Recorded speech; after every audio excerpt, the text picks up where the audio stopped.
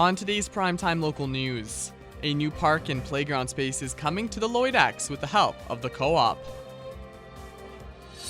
And a local teenager is recognized for her contributions to the community. Plus, Adil Ahmed and Thomas Wildman preview the Stanley Cup Finals. The Tampa Bay Lightning, they're here once again, third time in a row. Is this the same team that has won the last two cups? Are they going to be able to pull off the three-peat?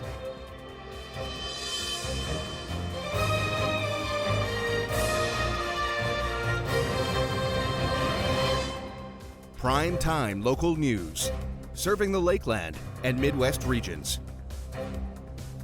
The Co-op Community Spaces program is continuing its initiative of supporting green and active spaces across Western Canada. Now this year will mark the third local project Lloydminster will receive from the program. The Lloydminster Agricultural Exhibition Association is receiving over $80,000 in funding to establish Co-op Celebration Park. This will be a multi-phase development that will include an outdoor gathering area, children's playground, fire pit, walking path, and even more. You know, co-op is community. We've been around for well over 100 years now. We're part of community, we're embedded in our community, and it's about the people in the community. So when we can be part of a project like this and help give back, it just aligns with our values as a cooperative. Lloyd X staff are excited to have residents come and be able to enjoy their outdoor facilities, with having this project creating highly usable and interactive sites. Lloyd X grounds can host many family and special events and more for the community. Anything north of Highway 16, there isn't a ton of green spaces for families to gather. So I had a vision of creating a park-like atmosphere that families could come and do picnics at, do family reunions. The kids from the neighborhoods could come and play at the playground, and just be a welcoming place at our exhibition grounds for our community to come. For more information on this project or to view the list of the 2022 funding recipients, you can go to www.communityspaces.ca. 18-year-old Olivia Brokoff has already given a lot back to our community at a very young age, from volunteering at local nonprofits to collecting thousands of pajamas for sick kids at the Stollery. The Lloydminster Lions Club honored her by giving her the title of Junior Citizen of the Year for 2021.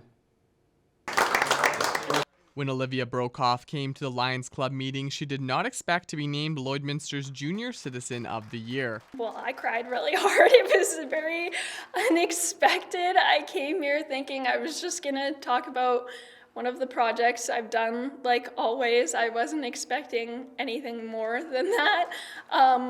Yeah, I really have no words. At 11 years of age, Brokoff told her mom she hadn't done enough to change the world. She then got to work with the idea of collecting pajamas for kids at the Stollery Children's Hospital in Edmonton. She originally had the goal of collecting 100 pairs, and now 7 years later, her project PJs has donated over 10,000 new PJs to children in need. It's like when you're looking at the mountains or a beautiful scenery, when you're helping others, you just feel, I don't even know how to explain it. The best word is freeing. In 2019, a video she made went viral. In the video, she told fellow students and teachers they were beautiful. You're beautiful. Olivia, stop. It shows you how much people need to hear things, because again, you really don't know what anybody's going through. Yeah, I had teachers crying and giving me hugs, and I didn't expect that. Thank you. The grade 12 student volunteers at the Olive Tree, Food Bank, and Red Cross, while also juggling a part-time job. She's also a member of the youth and student councils.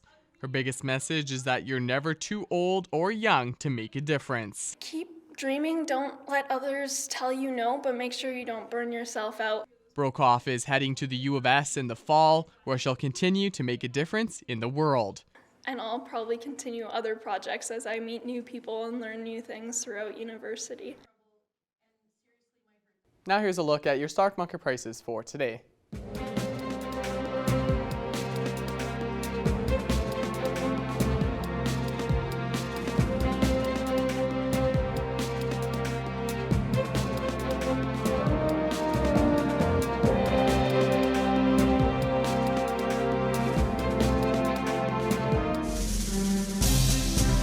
Today's oil prices are brought to you by First General Services.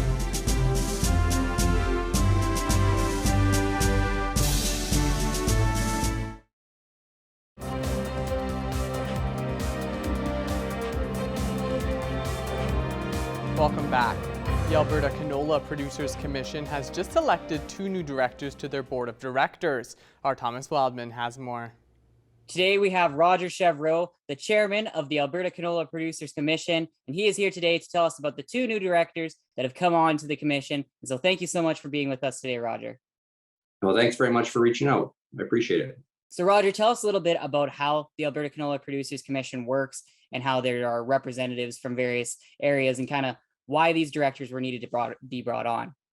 Well, we have 12 directors that are from all across the province, and they're all based out of different regional geographical areas. And it's important, I think, for us to have representation from all 12 of these locations because, as you know, our province is a very large province, and our issues that happen in southern Alberta are quite a bit different than what may happen in the Peace or even in central Alberta. So it's important that we have representation from all 12 regions.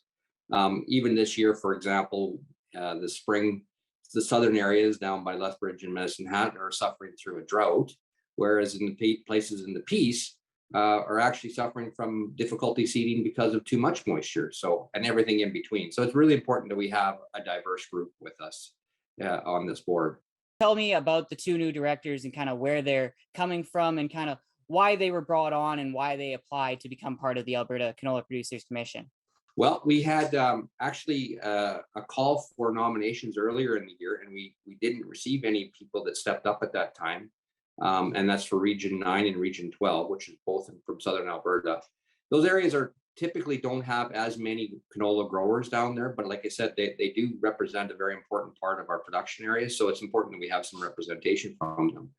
So we went through a process after not receiving any nominations where we actually sent around a letter to all of our producers down in that area and asking if anybody would be interested in becoming a director. And we had 2 people step forward, which I'm very pleased to have. And we've accepted their request to become directors, and they're going to be part of the board now. And so you mentioned that it's only about canola producers, but you guys do some stuff with grain prices. Kind of tell me a little bit about what exactly the Canola Producers Commission does. We're involved in many things, and it's actually a surprise for most people that come onto the board just how many things we're involved in. We do work with other commissions, so we do work with the Alberta Wheat, Alberta Canola, Alberta Wheat, Alberta Barley, the Pulse commissions. We work with some of the other commissions in livestock, depending upon what the issue is. We really have 4 main pillars that we work on. One is research. We put towards a lot of money towards different research projects that are aimed primarily for canola, but sometimes they do cross over into general agriculture. We do have grower relations and extension, where we try to reach out to our growers who are levy for us to support the activities that we do and let them know of all of the things that we do and try and educate them on the production of canola and some of the research results that we get, as well as some of the extension that we're doing to the public. We have a group which works with the public to try and educate them on the benefits of canola and the health benefits of it and what it takes to grow a good canola crop. And that one I think is a very interesting one because the latest stats says that 97% of the public are not familiar with agriculture. So we think it's really important that they receive some true information about how canola is produced and how agriculture really works in our province, and not just receive that information from social media and some of the other areas which are not exactly accurate. And then the last area that we work a lot in is policy, and that's working with the federal government and the provincial government, trying to influence the decisions and the rules and the regulations that they're putting towards agriculture. And that's a huge area right now. It can range from everywhere from the Class 1 driver's license, where we work with the government to make the MELT program better, not perfect, but better. We've worked with the federal government on the PMRA, the Pesticide Regulatory Management Group, for many issues like some of the crop protection products that we use, to the rules and regulations that come around with new gene editing. We've worked with issues like oh, there's just so many to talk about, to be honest with you. But the government never keeps us, leaves us with a dull moment, that's for sure. Thank you so much for all of the information today, Roger, and we hope for the best for all canola producers across the country, as it might be yet another difficult year, and we're hoping it's a lot better than it was in past years. Thank you very much. And now here are your agriculture prices for today.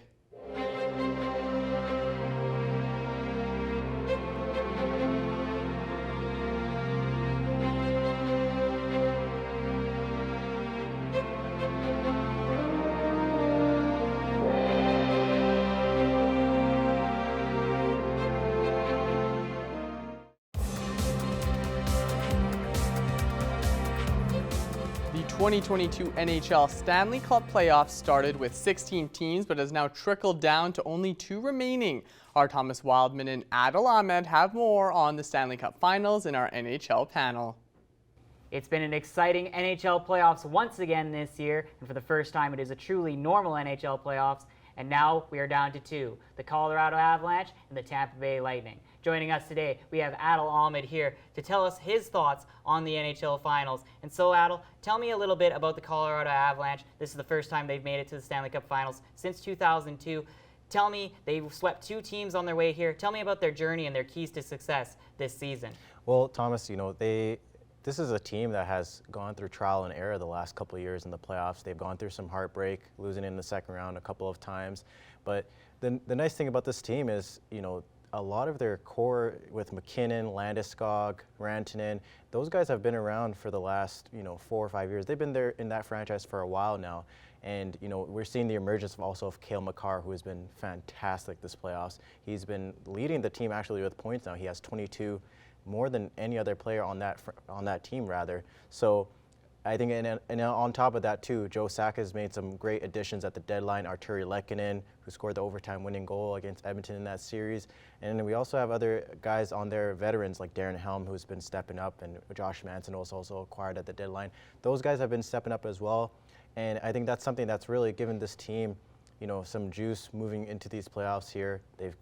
At the same time, they've kind of ran into some goalies that have gone injured, Jordan Binnington, UC Saros, in the first and second round respectively. So, they've paid their dues. They've gone through their heartbreaks in the past couple of years, and deservingly so. They've deserved their shot to get it to this point now. So.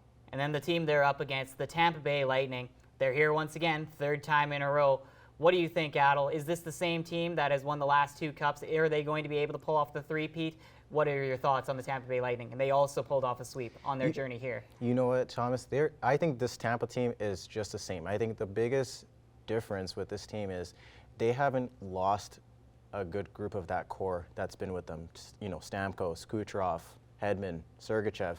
All those guys have been around for over the last 4 or 5 years, right? And I think the nice thing about Tampa is that they've lost some depth pieces, but they've been able to regain themselves and add more depth pieces to contribute into the lineup. We got Nick Paul, who was acquired at the deadline from Ottawa.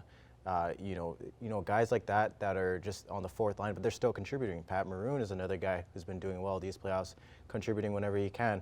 Andre Palat, Steven Stamkos has been stepping up as well these playoffs. A guy like him, you're a leader. You want guys like him to step up, and he's been doing fantastic. And not to mention Andrei Vasilevsky. Boy, has he been hot. 19 straight series wins in a row, and he's just on a hot streak right now. And I think this team can really get a 3-peat in my mind. Yes, for sure. An interesting matchup for the Stanley Cup Finals here. The Lightning and the Colorado Avalanche have actually never met up in a playoff matchup due to the fact that they would both have to make a Stanley Cup Finals berth, which neither team has really been good at the same time for a very long time. Adil, who do you think? Do you think the Lightning will be able to pull off that 3-peat, or are you thinking the Colorado Avalanche, one of the best teams in the league in terms of points this season? What are your thoughts? Who's going to end up getting the Stanley Cup this year? You know what, Thomas? I think even despite the Tampa not having Braden Point right now, who is such a crucial piece to that lineup, I still believe that Tampa can pull off this 3-peat and do something that no team in the league has done in the last 38 years, which is win 3 straight Stanley Cups in a row. And if they do win this year, they'll solidify themselves as one of the best dynasties in the history of this league. For sure, for sure. I'm going to have to go against you, though, Adel. I think Colorado Avalanche, they're going to get that Game 7 at home. I just think this team's insane. Cale Makar is like one of the second comings of Bobby Orr, who is one of the most elite players to ever play the game. You know, Nathan McKinnon's an absolutely tremendous player as well. They've got some good goaltending, good defense. I just think the Avalanche, it's their time. You know, 2002, that was the year I was born. Now I'm 20 now. I think it's just fate that the Avalanche should be able to get this done. I will lastly mention, though, I didn't make my proper pick there. I will say Tampa Bay in 6 games. All right, all right. Well, that's all from us. This is going to be an exciting NHL Finals that I'm sure everybody is going to be ready for. Lots of scoring, but especially some good goaltending and defense. And so we can't wait to see the NHL playoffs continue. And so thank you so much again, Adel, and we hope you guys have a good rest of your day. And now Shelby Clark has another look at our weather forecast.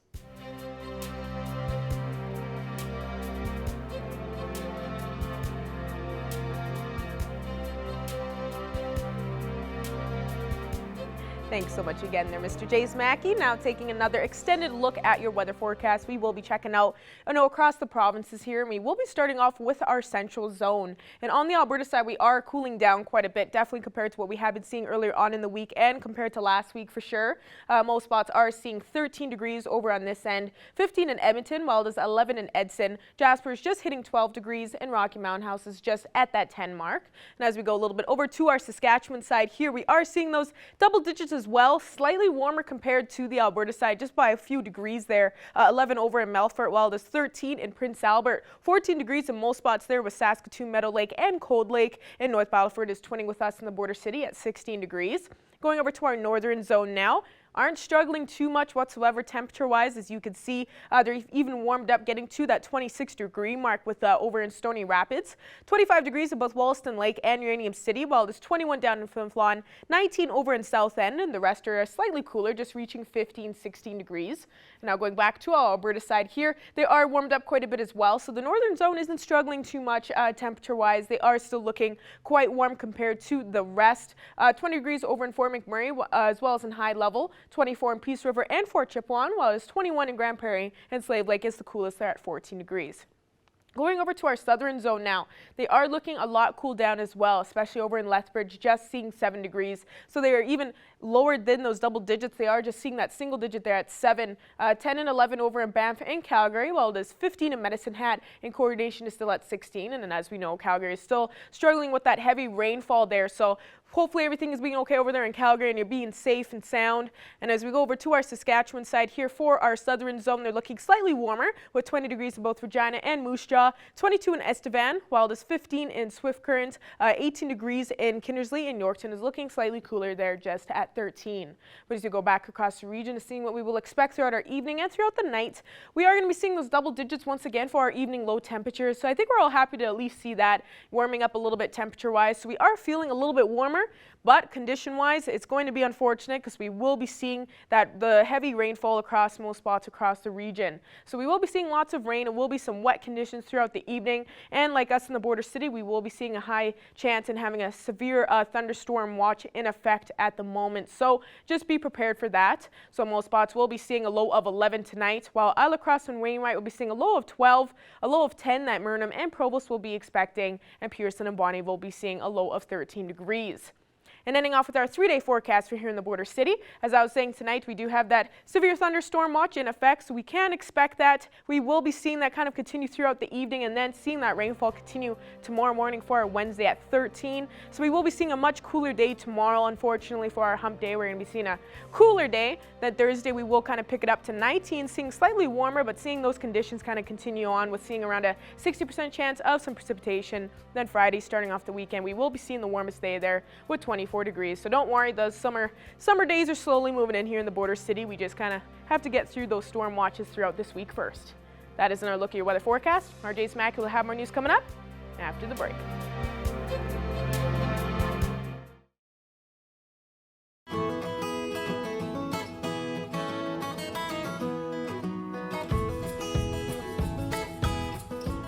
Welcome back, everybody, to this edition of the Pet Project. I'm joined once again with Gabrielle from the Border Paws Animal Shelter.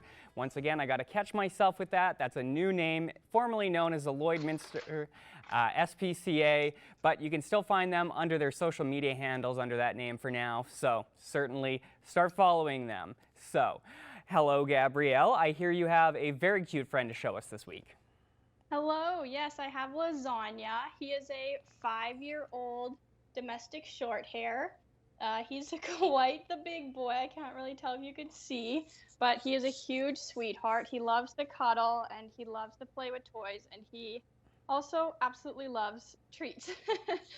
Yeah, he looks like a cat who does enjoy his treats. Lasagna definitely does look like a very cute cat. Perhaps somebody who, you know, really wants a cat to play with, they could take Lasagna home and, you know, maybe help slim him down a little bit. That would be Yeah. very helpful. It's always good for cats to maintain a healthy weight, you know, so maybe that could be a little project. But he looks so adorable and sweet. And if he's treat motivated, you know that he's going to be easy to train, because if a cat likes treats, you can get him to do a lot of things by just giving him a treat here and there. Beautiful. So if anybody is interested in being introduced to Lasagna, certainly get in touch with the Border Paws Animal Shelter. Stop in, say hi, give him a few pets. Perfect. So moving on to our next topic this week, you guys had a fundraiser this last weekend with the Lloydminster Motor Club. So I'll just let you tell us how that went, you know, what kind of results you guys saw, and give a little update for anybody who maybe unfortunately missed that. Yeah, so it was a super fun event. It was at the Pet Value parking lot. We were there with the Lloydminster Motor Club, and we had a table set up. We had some puppies and kittens, and they had some cool cars, and then they did a barbecue, which was all just by donation, which was really awesome. And we did raise a good amount of money, and it was a lot of fun, and it was nice to see how many people showed up. There you go. So that's always wonderful to hear. Obviously, the SPCA does a really great job of getting involved with those type of events, you know. So it's always nice to be able to go and see, you know, some really nice cars, but also some really cute cats and kitties. So certainly, you know, like I say, always keep an eye on the SPCA to see what they got going on.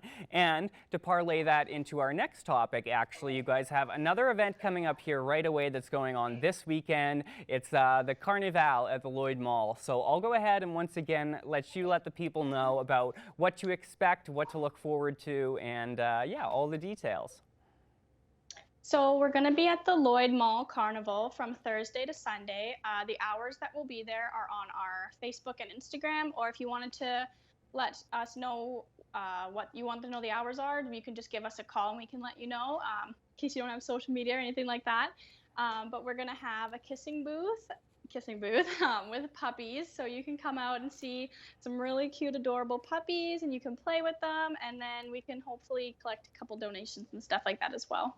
Yeah, so that's a really wonderful chance, you know, if you want to go out, take your kids out, and stop by and see some cute animals while you're there. Perhaps, you know, if you're in the market and you're looking for a pet, you know, that's a great opportunity to just stop in and, you know, check them out, test the waters a little bit. Certainly, you know, stop in and check everything out. It's going to be a really great event, lots of fun.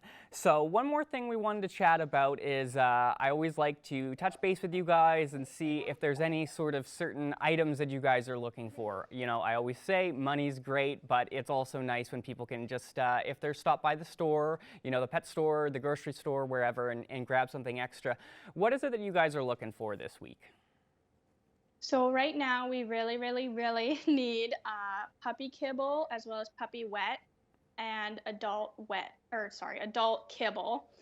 We're getting really low. We have over 20 puppies in our care, and we have over 10 adult dogs as well. So our stashes go pretty quickly with all those hungry bellies. So if you're able to donate, we do have some examples on our Facebook and Instagram if you're unsure what to buy, and you can leave the donations actually at any of the pet stores or at Superstore, and we'll be able to get them through them.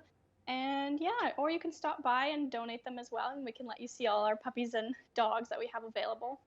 Absolutely. So that's another great point is obviously because you have so many hungry dogs, you guys have a lot that are up for adoption. So certainly, you know, maybe you make that a thing. You pick up a bag, you drop it off, you say hi to the dogs, you take a peek, you see which one maybe sparks your interest. That, you know, that's certainly a great idea, something you can do to really feel good about helping out the furry members of our community. But unfortunately, that is all the time we have for this week. I really want to thank you, Gabrielle, for stopping by and chatting with us. Thank you to Lasagna for taking time out of his, you know, I assume his nap schedule to stop by and say hi. So thank you both once again for chatting with us. Yes, thank you for having us. Pet Project is sponsored by the Pet Pad. For total pet care, think Pet Pad. Furniture set and design supplied by Furniture Gallery and Furniture House, downtown Lloydminster. I mean, you get fans kind of all over the world, and I mean, today it's a cultural thing being in Chinatown, and you get to see, I mean, tons of Flames jerseys at Lloyd. Obviously, we went to China last year, so hopefully we can just spread it out and get more fans. There's a growing number of interest in hockey among Chinese-speaking immigrants in Alberta, especially in Calgary, where my special guest today has a lot to do with what's happening in this arena. Brian Wong is a professional sportscaster and producer and host of Flames TV Chinese, not to mention the executive director of the BIA in Chinatown. Of course, Brian, thanks a lot for joining us today. Thanks for having me, Judy. Awesome. Well, let's start with the Flames TV Chinese, of course. You are the producer and host of that show. So what's the feeling like when you are presenting the battle between the Oilers and the Flames in your own language, especially Cantonese and Mandarin, and having Chinatown in a frenzy? Well, we have to take out a lot of information about what happened in the 80s, right? 31 years, it's been a long time, but lots of stories. Hey, I've been there. I've watched that, Dave Semenko, what they did, and Wayne Gretzky, whatnot, right? So those conversations are here to stay in Alberta, and to bring those stories to newcomers, to people who have not seen a game in hockey, that opens a lot of portals, a lot of opportunities for us to talk about the DNA of Canadians, the DNA of Calgarians as well. Everybody that's here is really excited to be here. Whether they speak English or not, they want to shake your hand, they want to take a picture with you. So in Chinatown, lots of people watch, lots of people talk about it. In any restaurant, sometimes you see a few people donning the Flaming Sea red jerseys, and we see a few rare Edmonton Oilers fan boo, but you know, it's part of the conversation that makes Alberta great. You know, this is an opportunity for Alberta to come back, even just to benefit from the economic point of view. Fantastic. For sure. And I'm just going to quote you a little bit on this one. You once said that learning about Canadian sports is part of the integration process of an immigrant's journey. And you come from Hong Kong at a young age, and you mentioned that sports brought you closer to Canadian culture. Can you elaborate a little bit on that? Oftentimes we think about the country of origin, like for me, Hong Kong, as a metropolitan, and sometimes sports and recreation may be not in the top priority of day-to-day life. But once you get to Calgary or Canada, it allows you to kind of open your eyes and see lots of options that you can join: a sport class, a club, play a game, a tournament, whatnot. So I think, you know, when you're on the field, sports is an equalizer, just like fashion. When we talk about food, when we talk about arts, it brings people together. I have experienced firsthand because of sport, playing in a soccer team. I know people, like a wide variety of people, and they are down to earth, they're friendly. That really sticks in my mind, and that's why I chose Calgary to stay. But yeah, I would tell anyone who have not experienced that to be part of it, be part of sports, and make some friends. Well, speaking of sports and language, obviously, Hockey Night in Canada, Punjabi, has really become a power player in the industry. And what are your hopes in terms of Flames TV Chinese in getting that same type of clout? I think the mentality of one shift at a time would apply here. Yes, we have Flames TV. You know, we have stories of Asian fans, Chinese fans. We also want to kind of slowly expand that. You know, my hope would be some sort of like a weekly update, maybe a monthly magazine type of a show, and to eventually let people understand the rules a little bit. If you don't understand the rules, it's hard to follow the puck where it is, right? And we have to do some education as well. Of course, stories of players, stories of the franchise is also important because it a strong root in Calgary. And eventually, of course, if there is a strong demand, I hope one day there's a Chinese commentary that we will see, just like Hockey Night in Canada in Punjabi. Yeah, that's my biggest goal. Let's cross our fingers. Hopefully it's you, and I love what you do. Well, language is such a key player in breaking down barriers in Canadian sports, of course, in the culture and beyond. There's so much we can discuss in terms of this topic, but also a lot of things are happening in Chinatown coming up. Really quickly, tell us a bit about the upcoming events that are happening in Chinatown BIA.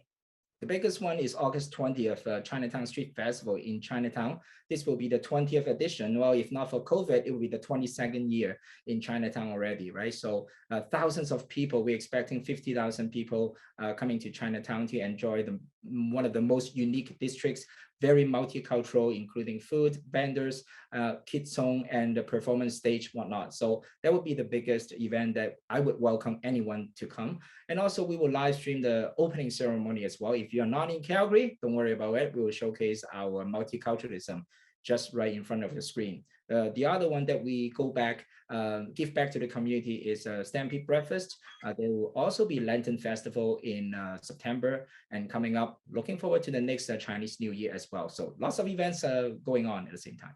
Definitely. Great stuff, Brian. Thanks. We're out of time. Of course, I'm hoping to continue this conversation in more detail very soon with you. And thanks again for giving us a glimpse of what you've been up to. Thanks for joining us. Thank you.